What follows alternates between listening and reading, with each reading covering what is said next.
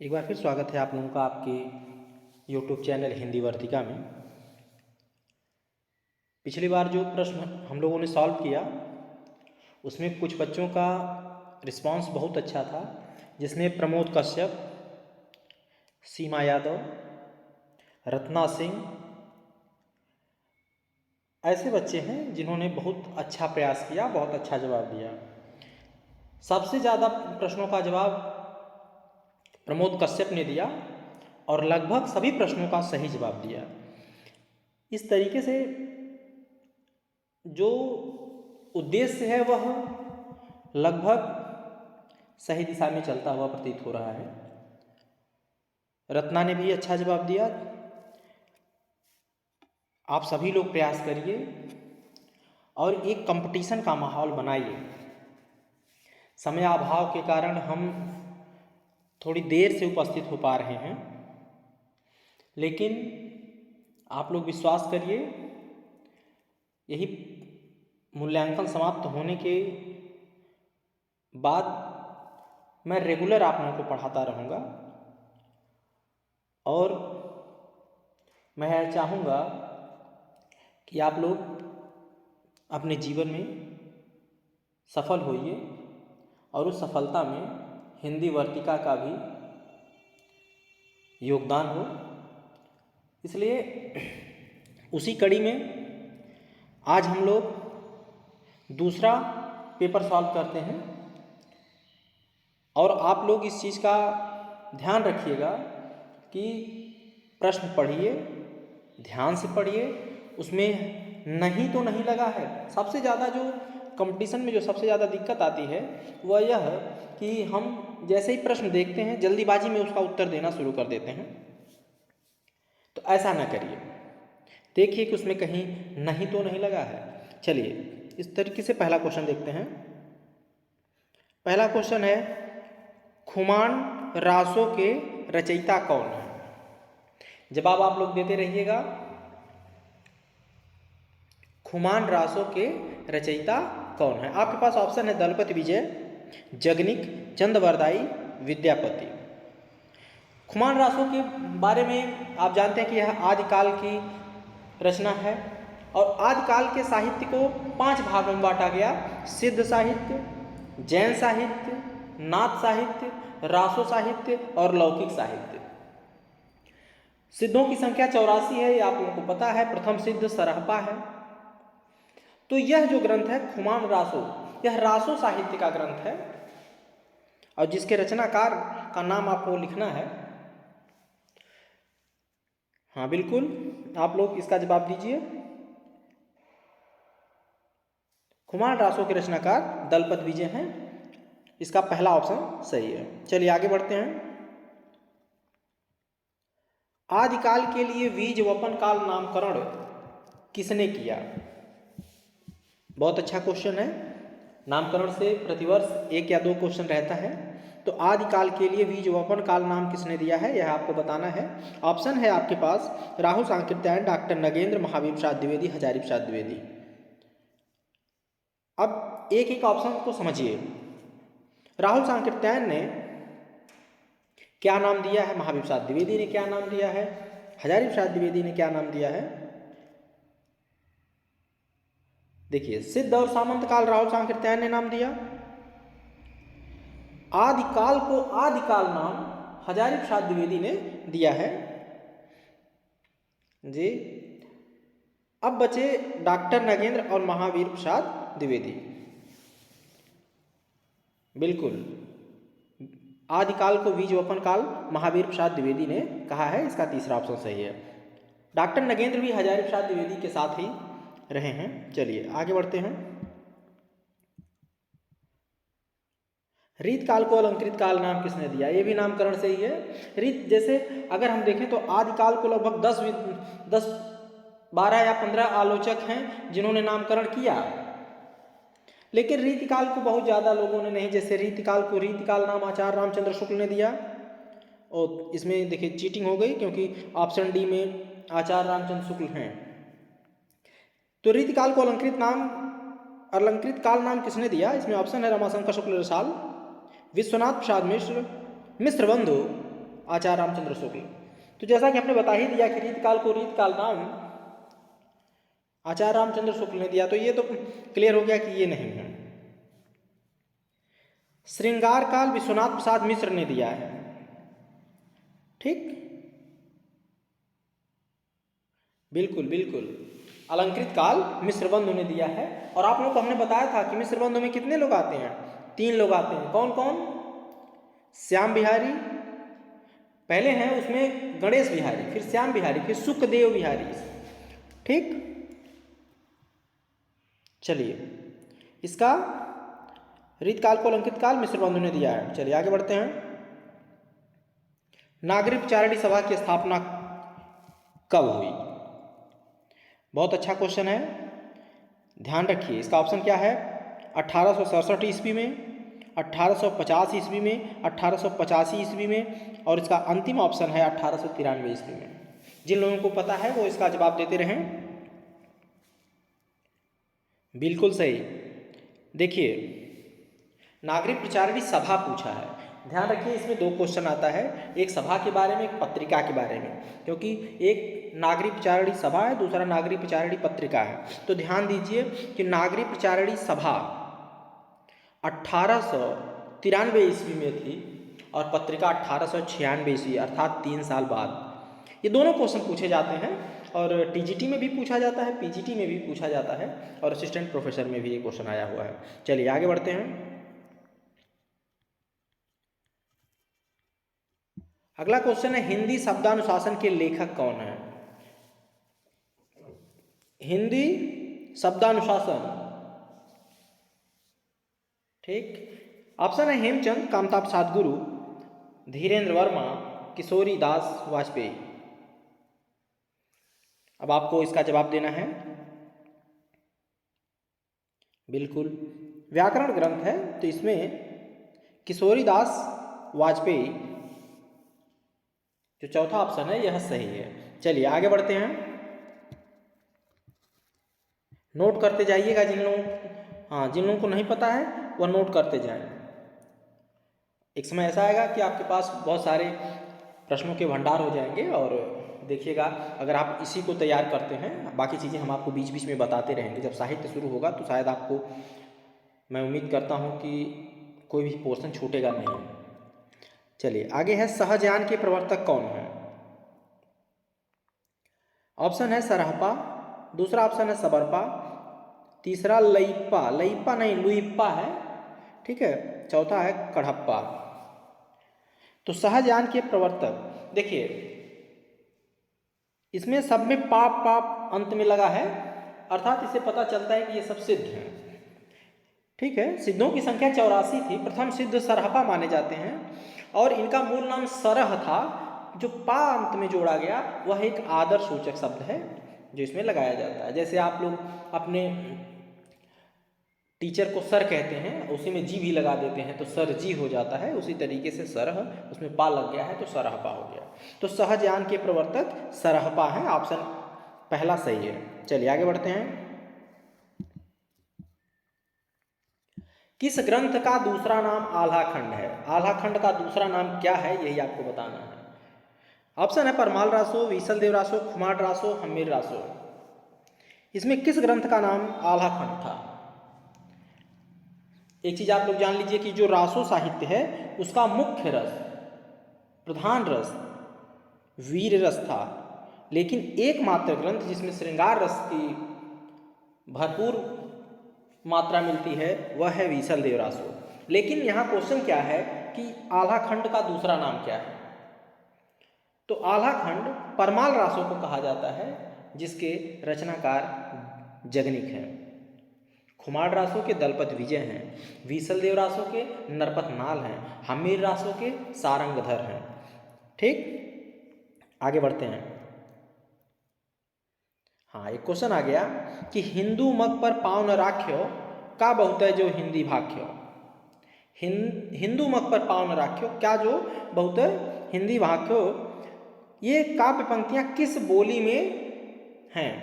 Option है ब्रज, भोजपुरी, अवधी, बुंदेली। तो आप लोग ध्यान दीजिए, यह एक ग्रंथ था अनुराग बांसुरी, नूर मोहम्मद ने लिखा अनुराग बांसुरी, उसी ग्रंथ से यह पंक्ति ली गई है। अब बात आती है कि अनुराग बांसुरी, नूर मोहम्मद ये किस युग के हैं, तो यह भक्ति काल के हैं। अब भक्ति काल को दो भागों में बांटा गया, निर्गुण भक्ति, सगुण भक्ति। तो निर्गुण भक्ति को दो भागों में बांट दिया गया, संत काव्य धारा, सूफी काव्य धारा। सगुण को भी दो भागों में बांट दिया गया, राम भक्ति और कृष्ण भक्ति। अब संत काव्य धारा का दूसरा नाम था ज्ञान मार्गी शाखा या ज्ञान आश्रयी शाखा, और जो सूफी था, सूफी शाखा है, उसका भी नाम बदल दिया गया, दूसरा नाम दिया गया प्रेम मार्गी या प्रेमाश्रयी। तो इसी सूफी काव्य धारा के, इसी प्रेम मार्गी काव्य धारा के, इसी प्रेमाश्रयी काव्य धारा के कवि हैं नूर मोहम्मद। अब बात आती है, देखिए जो संत काव्य धारा थे उसकी भाषा को लोगों ने सधुक्कड़ी कहा है। आचार्य रामचंद्र शुक्ल ने कबीर की भी भाषा को सधुक्कड़ी कहा है। तो उसमें कई भाषा के शब्दों का समावेश है, जबकि जो सूफी काव्य धारा थी उसकी भाषा अवधी थी। तो इससे पता चल गया कि हिंदू मत पर पावन राख्यो का बहुत है जो हिंदी भाख्यो, ये किस बोली में लिखा गया है, तो यह अवधी बोली में लिखा गया है। चलिए आगे बढ़ते हैं।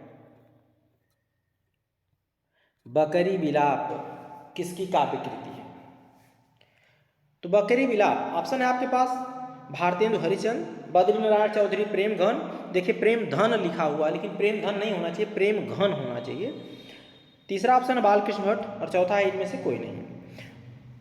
बकरी विलाप, जिसको जिसको पता है वो उत्तर लिखता जाए, कमेंट में जरूर लिख दीजिएगा, ठीक। चलिए, बकरी विलाप किसकी काव्य कृति है? बिल्कुल सही, भारतेंदु हरिचंद ने लिखा है बकरी विलाप। भारतेंदु जी ने कुल कितने काव्य ग्रंथ लिखे हैं? आप लोग कमेंट करके जरूर बताइएगा, और उसमें यह भी बताइएगा कि कितनी खड़ी बोली में है और कितने ब्रजभाषा में है। हाँ, एक क्वेश्चन मैं आपको यहाँ और ऐड कर देता हूँ कि भारतेंदु हरिचंद ने कितनी पत्रिकाओं का प्रकाशन किया था, तो वह 3 है। कौन कौन सी? कवि वचन सुधा, हरिश्चंद्र मैगजीन और बाला बोधिनी। बाला बोधिनी जो है यह महिलाओं के लिए समर्पित पत्रिका मानी जाती है, ठीक। चलिए आगे बढ़ते हैं। किस लेखिका ने पशु पक्षियों पर केंद्रित रचना की है? कहने का मतलब यह है कि वह कौन सी लेखिका हैं जिन्होंने अपनी रचना का विषय वस्तु पशु पक्षियों को बनाया है। ऑप्शन है महादेव वर्मा, सुभद्रा कुमारी चौहान, होमवती देवी, सत्यवती मलिक।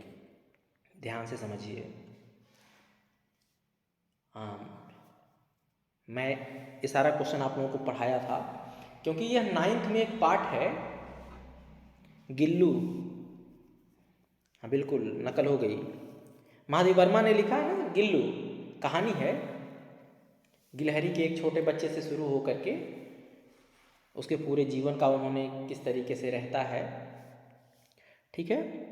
तो पशु पक्षियों को केंद्र में रखकर जिन्होंने रचना की है उनका नाम है महादेवी वर्मा। चलिए आगे बढ़ते हैं। चित्राधार किसकी रचना है? बहुत अच्छा क्वेश्चन है। ऑप्शन है जयशंकर प्रसाद, दूसरा ऑप्शन है रामनरेश त्रिपाठी, तीसरा है मुकुटधर पांडे, चौथा है रामेश्वर शुक्लांचल।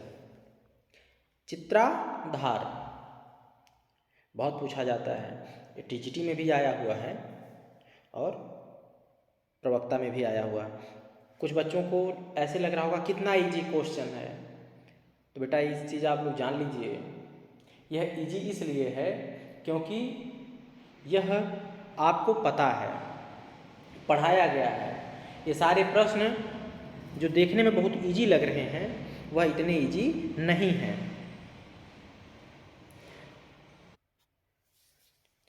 चलिए समझते हैं। चित्राधार किसकी रचना है? जयशंकर प्रसाद की। बिल्कुल सही है। बस इतना और आप लोग बता दीजिएगा कमेंट करके कि चित्राधार किस भाषा की रचनाओं का संग्रह है, ठीक। चलिए आगे बढ़ते हैं। हाँ, एक क्वेश्चन और बता दीजिएगा कि छायावाद का प्रवर्तक किसे माना जाता है। आगे चलते हैं। बहुत बढ़िया क्वेश्चन है। 8 मास बीते जजमान, अब तो करो दक्षिणादान। पंक्तियों का संबंध किस संपादक से है। 8 मास बीते जजमान, अब तो करो दक्षिणादान। ऑप्शन है भारतेंदु हरिश्चंद्र, दूसरा ऑप्शन है पंडित प्रताप नारायण मिश्र, तीसरा है बालकृष्ण भट्ट और चौथा है बद्री नारायण चौधरी प्रेमघन। एक चीज़ और यहाँ समझ लीजिए, भारतेंदु जी ने एक मंडल बनाया था जिसको नाम दिया गया भारतेंदु मंडल। उसमें बहुत कवि थे, लगभग 11-12 कवि थे, और उसमें जो सबसे बड़े थे, बड़े का मतलब बेटा उम्र में, ठीक है, सबसे सीनियर सिटीजन जो थे वो थे बालकृष्ण भट्ट, ठीक है। ये सभी लोग जो चारों ऑप्शन में हैं आपके, ये सब भारतेंदु युग के कवि हैं। अब बात आती है कि इस पंक्ति को किसने संपादित किया। संपादित का मतलब यह बेटा, एक पत्रिका निकलती थी ब्राह्मण और उसके संपादक थे पंडित प्रताप नारायण मिश्र। उसी पत्रिका में यह पंक्ति छपी थी कि 8 मास बीते जजमान, अब तो करो दक्षिणादान। ठीक, तो आपको समझ में आ गया होगा कि यह पंक्ति ब्राह्मण पत्रिका में प्रकाशित हुई थी और ब्राह्मण पत्रिका के संपादक थे पंडित प्रताप नारायण मिश्र। हमने देखा कि बालकृष्ण भट्ट भारतेंदु हरिश्चंद्र जी ने 3 पत्रिका प्रकाशित की, कवचन सुधा, हरिश्चंद्र मैगजीन, बालाबोधिनी। तो 3 पत्रिका इनकी हो गई। प्रताप नारायण मिश्र की पता चल गई ब्राह्मण। बालकृष्ण भट्ट ने हिंदी प्रदीप नामक पत्रिका प्रकाशित की थी। प्रेमघन ने आनंद कादम्बिनी, ठीक है, नामक पत्रिका प्रकाशित की थी। चलिए आगे बढ़ते हैं।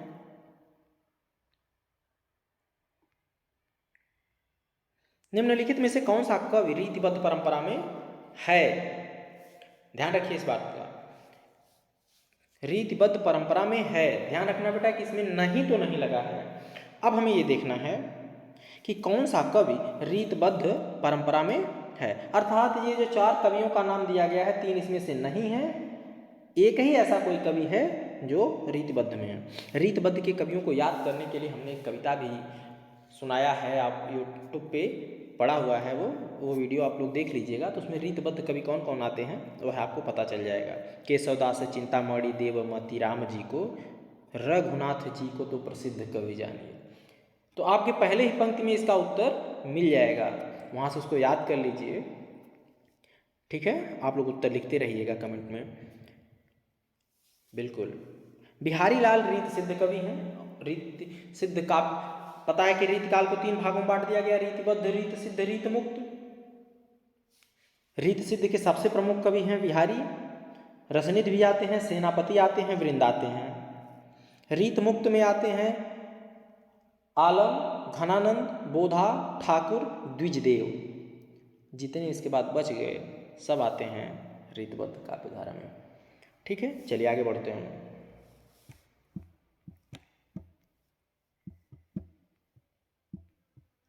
ऋतुवर्णन इनके ऐसा और किसी श्रृंगारी कवि ने नहीं किया। आचार्य शुक्ल का यह कथन किस कवि के लिए।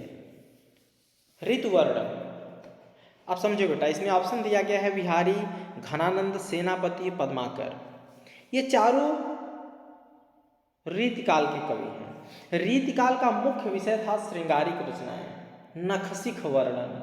नख मतलब होता है पैरों का नाखून, शिख मतलब होता है सिर, मतलब शारीरिक सुंदरता में पैर से लेकर के सिर तक की सुंदरता का वर्णन रीतकाल में होता है। उस रीतकाल में ऋतुओं का वर्णन सबसे अच्छा किसने किया है, आचार्य रामचंद्र शुक्ल के अनुसार, वह आपको बताना है। ऑप्शन ए है बिहारी, घनानंद, सेनापति, पद्माकर।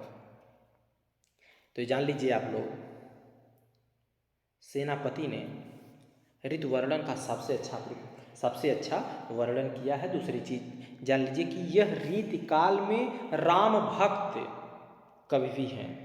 अगर ये आ जाए आपसे कि रीतिकाल में राम भक्त कवि कौन है, तो वह सेनापति हैं। चलिए आगे बढ़ते हैं। कवित्र रत्नाकर किस भाषा में रचित है? हम लोग भाषा की बात कर रहे थे, और भी रीतकाल की रचना है कवित्र रत्नाकर, सेनापति ने लिखा है। रीतकाल की 3 काव्य धाराएं थे, रीतबद्ध, रीत सिद्ध, रीत मुक्त। रीतबद्ध, रीत सिद्ध, रीत मुक्त, इनके कवि अलग अलग हैं, लेकिन भाषा तीनों की ब्रज भाषा थी। इसलिए कवित्र रत्नाकर की भाषा क्या होगी? ब्रज। इसका पहला ऑप्शन सही है। चलिए आगे बढ़ते हैं। भूषण के ग्रंथों में अलंकार निरूपक ग्रंथ कौन सा है? मतलब भूषण ने जो ग्रंथ लिखे हैं उनमें से कौन सा ऐसा ग्रंथ है जो अलंकार के ऊपर लिखा गया है, जिसमें अलंकार का वर्णन है? बहुत अच्छा क्वेश्चन है। इनके ग्रंथ हैं शिवराज भूषण, शिवा बावनी, छत्रसाल दशक, भूषण उल्लास, दूषण उल्लास, ये सब इनके ग्रंथ हैं। तो अब इसमें आपको ये बताना है कि कौन सा ऐसा ग्रंथ है जो अलंकार विषयक ग्रंथ है। बिल्कुल, हाँ, आप लोग इसका कमेंट करके जवाब देते रहिएगा।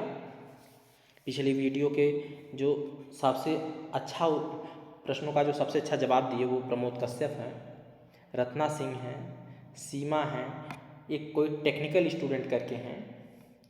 बिल्कुल, ज़्यादा से ज़्यादा आप लोग अपना रिस्पांस दीजिए, उससे हमें पता चलता है कि आप लोग किस तरीके से पढ़ रहे हैं या आपको कितना समझ में आया। कहीं आपको कुछ भी ना समझ में आए तो आप हमको कमेंट कर दीजिएगा, तो हम उसको बता देंगे आपको, ठीक है। आइए इस पे समझते हैं। हाँ बिल्कुल, इसका दूसरा ऑप्शन शिवराज भूषण सही है। शिवराज भूषण में 105 प्रकार के अलंकार का वर्णन हुआ है, ठीक है ना। अब उसमें कितना कितना कैसे है वह अगले वीडियो में बता देंगे। हाँ, 99 जो अर्था समझ रहे हैं वो बिल्कुल सही समझ रहे हैं, ठीक।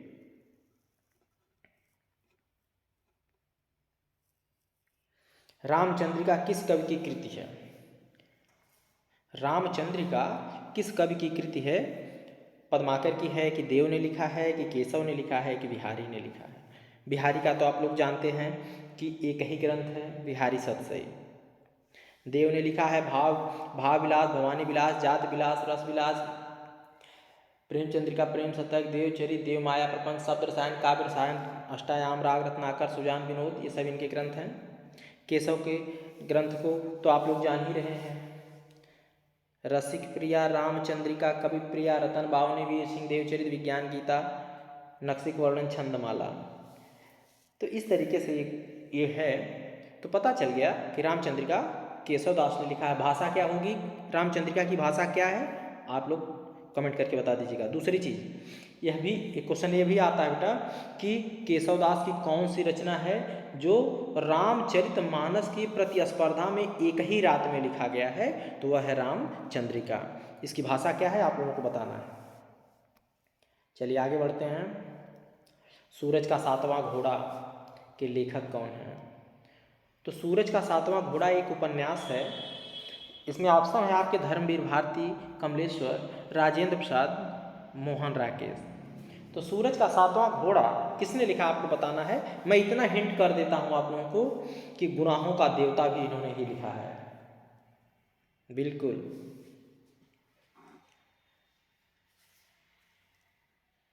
जवाब देते रहिए आप लोग। बिल्कुल सही, ऑप्शन एक इसका सही है, धर्मवीर भारती। सूरज का सातवां घोड़ा धर्मवीर भारती ने लिखा है। चलिए आगे बढ़ते हैं। सूरदास किस उपन्यास का पात्र है? बहुत पूछा जाता है, लगभग ये प्रतिवर्ष पूछ लिया जाता है टीजीटी और पीजीटी में।